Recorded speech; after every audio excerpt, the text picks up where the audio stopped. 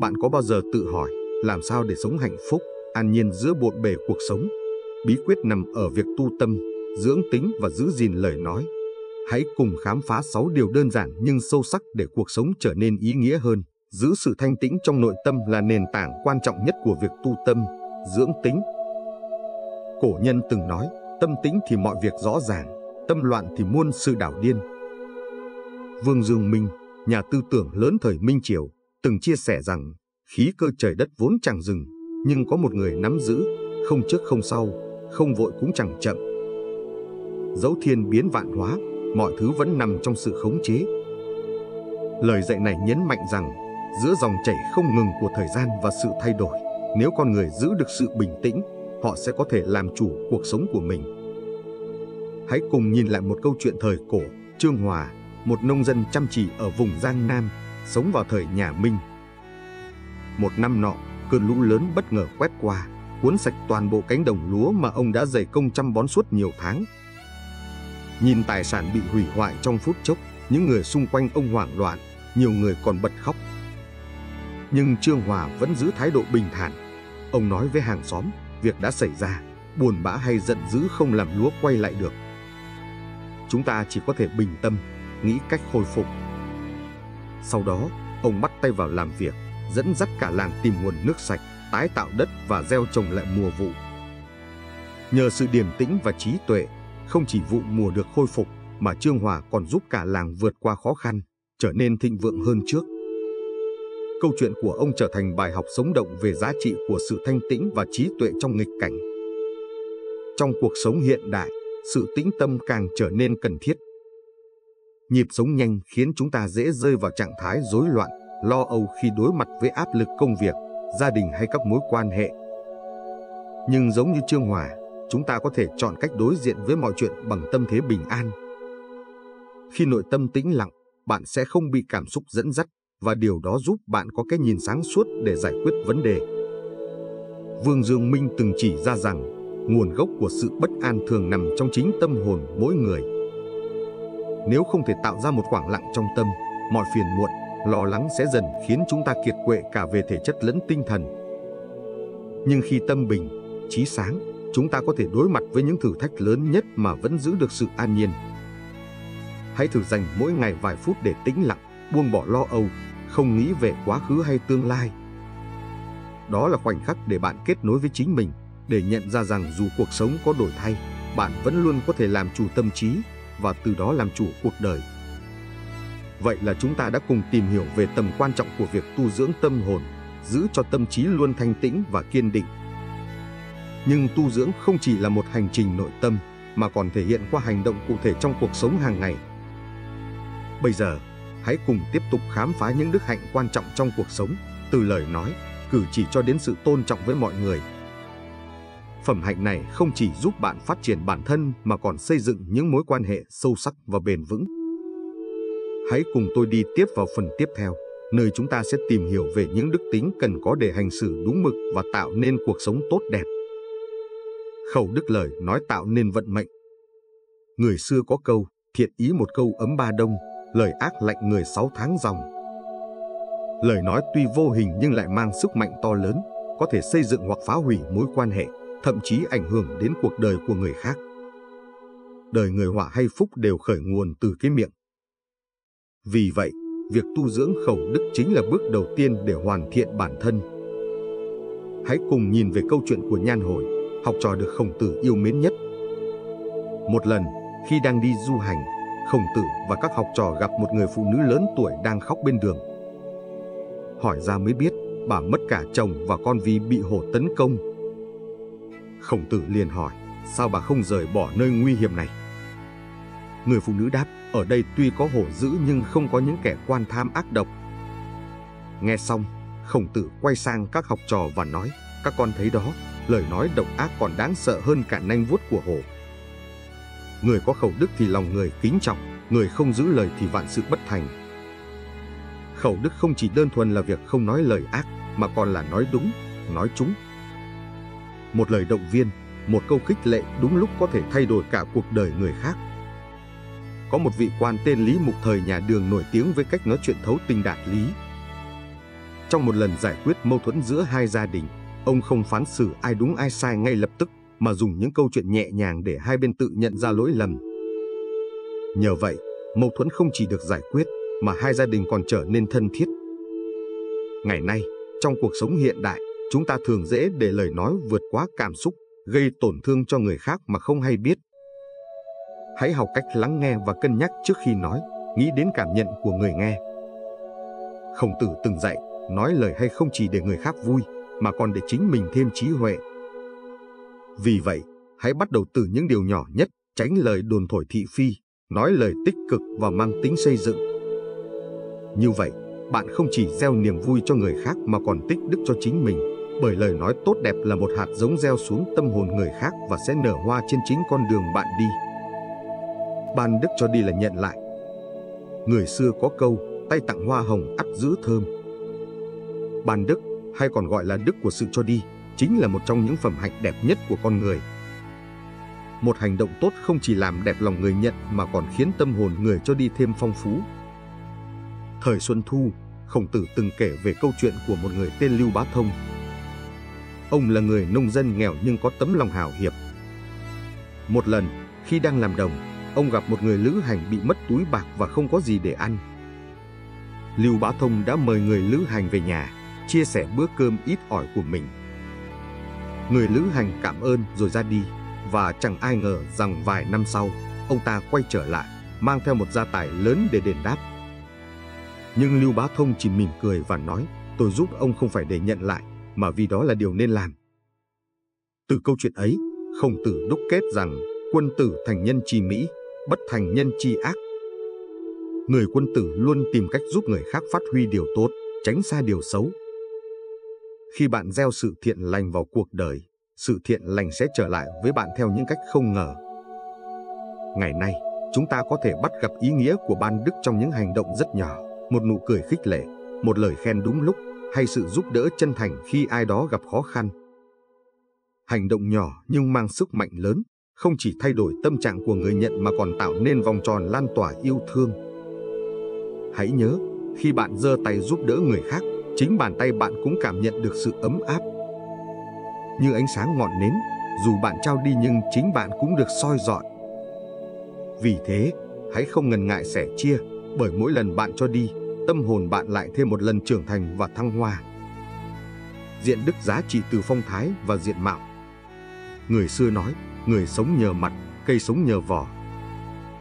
Diện mạo không chỉ là vẻ bề ngoài, mà còn là biểu hiện của khí chất, tư cách và sự tu dưỡng nội tâm. Một khuôn mặt hòa nhã, một phong thái tự tin có thể tạo ấn tượng sâu sắc hơn mọi lời nói. Hãy cùng nhìn về câu chuyện của Vương Hy Chi, danh nhân thư pháp thời Đông Tấn. Ông không chỉ nổi tiếng bởi nét chữ đẹp mà còn bởi phong thái thanh tao, tấm lòng rộng lượng.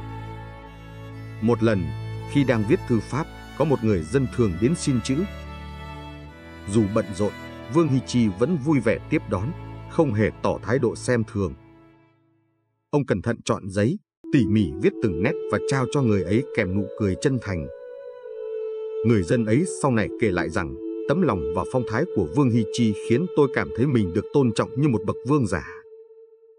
Diện đức chính là điều tạo nên sự khác biệt trong cách người khác cảm nhận bạn. Không phải bởi quần áo đắt tiền hay vẻ đẹp hình thức, mà là sự tu dưỡng từ nội tâm thể hiện qua ánh mắt, nụ cười và cách hành xử. Một người có diện mạo rạng rỡ là người luôn biết cách trân trọng chính mình và người xung quanh. Ngày nay, giữa xã hội hiện đại, diện đức vẫn giữ vai trò quan trọng. Một nụ cười thân thiện, một ánh mắt ấm áp có thể phá tan khoảng cách, làm dịu đi mọi căng thẳng. Phong thái điềm tĩnh và chững chạc còn tạo nên sự tin cậy và kính trọng từ những người xung quanh. Hãy thử dành thời gian chăm sóc bản thân, không chỉ về hình thức mà còn cả tâm hồn. Bởi khi nội tâm tĩnh lặng và giàu lòng bao dung, điều đó sẽ tự nhiên phản chiếu qua diện mạo của bạn. Như người xưa từng dạy, diện mạo là tấm gương của tâm hồn. Người có đức hạnh, mặt luôn rạng ngời. Tín đức chữ tín là gốc của nhân cách. Xưa nay, chữ tín luôn được xem là nền tảng cốt lõi của đạo làm người. Người có chữ tín, lời nói và hành động đồng nhất sẽ nhận được sự kính trọng và tin tưởng từ những người xung quanh. Ngược lại, người thất tín không chỉ mất lòng tin của người khác mà còn đánh mất cả giá trị của chính mình. Khổng Tử từng nói, vô tín nhi bất lập, không có chữ tín thì không thể đứng vững trên đời. Lời dạy ấy đã được minh chứng qua câu chuyện của Doãn Tử, một vị quan nổi tiếng giữ chữ tín thời Xuân Thu. Một lần, Doãn Tử hứa với người dân trong vùng rằng sẽ miễn thuế cho những gia đình nghèo khổ. Tuy nhiên, sau đó lệnh từ triều đình yêu cầu ông thu thuế như cũ. Doãn Tử đã tự nguyện lấy tiền của mình để bù vào ngân khố, giữ đúng lời hứa với dân. Người dân khắp nơi cảm kích, gọi ông là quan giữ tín. Nhờ đó, cả vùng đất dưới sự cai trị của ông trở nên yên bình, thịnh vượng. Chữ tín không chỉ là đạo đức, mà còn là tài sản vô giá. Một người có chữ tín giống như sở hữu chìa khóa mở ra cánh cửa của lòng tin. Dù bạn là ai, làm nghề gì, chữ tín luôn là nền tảng để xây dựng các mối quan hệ bền vững. Ngày nay, sự giữ chữ tín còn quan trọng hơn bao giờ hết. Trong xã hội hiện đại, nơi giao tiếp phần lớn diễn ra qua lời nói hoặc cam kết trên giấy tờ, sự thất tín dễ dàng phá hỏng uy tín cá nhân. Một lời hứa không được thực hiện có thể làm mất đi không chỉ một cơ hội, mà còn cả niềm tin và mối quan hệ. Hãy tập giữ chữ tín từ những điều nhỏ nhặt, đúng giờ khi hẹn, giữ lời hứa dù khó khăn. Như Mạnh Tử từng dạy, chữ tín là sinh mệnh thứ hai của con người. Khi bạn giữ được chữ tín, bạn không chỉ củng cố giá trị của bản thân mà còn xây dựng một nền móng vững chắc cho mọi mối quan hệ trong cuộc sống. Khiêm đức khiêm nhường là gốc rễ của đạo đức. Trong các phẩm hạnh mà người xưa đề cao, khiêm luôn được xem là mỹ đức hàng đầu. Sự khiêm nhường không chỉ là cách thể hiện sự tôn trọng người khác mà còn phản ánh chiều sâu của tâm hồn và trí tuệ. Câu chuyện về Tử Sản, một vị quan nổi tiếng thời Xuân Thu, chính là minh chứng rõ nét cho giá trị của khiêm đức. Dù giữ chức tể tướng nước Trịnh, Tử Sản luôn đối đãi với dân chúng như người thân trong nhà. Một lần, ông được mời đến dự yến tiệc của nhà vua. Khi đến, ông bước qua cánh cửa chính, nhưng sau đó nhận ra đây là lối đi dành cho vua chúa. Ngay lập tức, ông quay lại và bước vào từ cửa phụ, dù không ai nhắc nhở.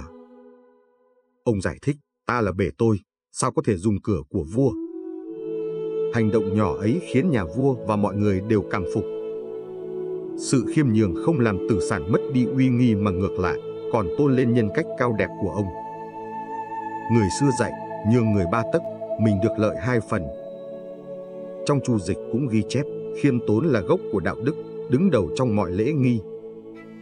Người khiêm nhường thường không tranh đoạt, không khoe khoang, nhưng chính sự nhún nhường ấy lại khiến họ được mọi người yêu mến và kính trọng. Trong cuộc sống hiện đại, đôi khi lòng kiêu ngạo và cái tôi quá lớn khiến chúng ta quên đi giá trị của sự khiêm nhường. Nhưng hãy thử nhìn lại, người sẵn sàng lắng nghe ý kiến của người khác thường dễ thành công hơn kẻ chỉ biết khoe khoang. Người nhường nhịn trong tranh chấp không phải là yếu đuối mà là người có trí tuệ, biết nhìn xa trông rộng. Khiêm nhường không làm bạn nhỏ bé hơn, mà trái lại, nó nâng cao giá trị của bạn trong mắt mọi người. Hãy giữ cho mình một trái tim cởi mở, biết lắng nghe, biết tôn trọng. Như vậy, không chỉ cuộc sống của bạn thêm hài hòa mà còn góp phần xây dựng một xã hội tốt đẹp hơn. Trọng đức tôn trọng người khác là tôn trọng chính mình. Trong cuộc sống, sự tôn trọng là một đức hạnh không thể thiếu. Thương người thì người thương lại mình, kính người thì người kính lại mình, Mạnh Tử đã từng nói như vậy. Để chỉ ra rằng sự tôn trọng không phải chỉ là một hành động bề ngoài, mà là sự khởi nguồn của những mối quan hệ chân thành và bền vững. Tôn trọng người khác chính là cách để bạn nuôi dưỡng phẩm hạnh của chính mình. Có một câu chuyện nổi tiếng về Hứa Tử, một vị quan thời cổ, người nổi bật không chỉ vì tài trí mà còn vì đức độ. Trong một lần đi tuần, Hứa Tử gặp một nhóm dân làng đang làm việc. Thấy vậy, ông đã dừng lại, hỏi thăm và cẩn thận lắng nghe những nguyện vọng của họ, không hề coi thường họ vì thân phận thấp kém. Một người trong số họ ngạc nhiên nói, quan lớn mà lại đối xử với chúng tôi như vậy sao? Hứa Tử đáp, nếu không tôn trọng các ngươi, làm sao tôi có thể hiểu được những điều các ngươi cần mà giúp đỡ các ngươi được? Hứa Tử không chỉ làm việc công bằng mà còn thực sự coi trọng từng cá nhân, dù họ là người dân hay quan lại. Sự tôn trọng ấy không chỉ khiến người dân kính trọng ông, mà còn giúp ông đạt được sự nghiệp vững chắc, đầy thành tựu. tôn trọng không chỉ là đối xử tốt với những người có địa vị cao hơn mình, mà còn là sự biết ơn và trân trọng mọi đối tượng xung quanh, từ người giúp việc, bạn bè cho đến những người lạ. Những mối quan hệ này, dù không phải lúc nào cũng kéo dài lâu, nhưng nếu bạn biết tôn trọng, bạn sẽ nhận lại sự tôn trọng gấp bội. Trong thời đại ngày nay, sự tôn trọng có thể thể hiện qua nhiều cách, một lời cảm ơn chân thành, một hành động nhỏ nhưng ý nghĩa, hay đơn giản là sự lắng nghe khi người khác cần được chia sẻ. Nhưng tôn trọng không chỉ dừng lại ở hành động bề ngoài mà còn là sự hiểu và cảm nhận sâu sắc về giá trị của mỗi cá nhân.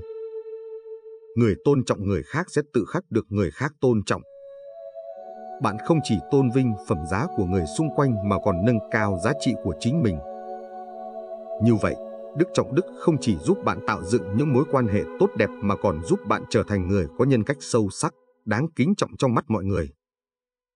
Tất cả những phẩm hạnh mà chúng ta vừa bàn luận, khẩu đức, ban đức, diện đức, tín đức, khiêm đức và trọng đức đều là những nguyên lý sống quý giá đã được đúc kết qua hàng nghìn năm của những bậc tiền bối. Mỗi đức hạnh ấy không chỉ là những lời dạy suông mà là hành trang thực tế mà bất kỳ ai trong chúng ta cũng có thể áp dụng để hoàn thiện bản thân, tạo dựng mối quan hệ tốt đẹp và sống một cuộc đời an yên, hạnh phúc.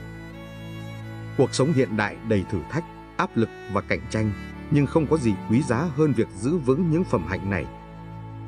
Dù bạn đang ở vị trí nào trong xã hội, dù đối mặt với bao nhiêu khó khăn, nếu bạn biết làm chủ tâm trí, nuôi dưỡng các đức hạnh trong cuộc sống, bạn sẽ không bao giờ lạc lối.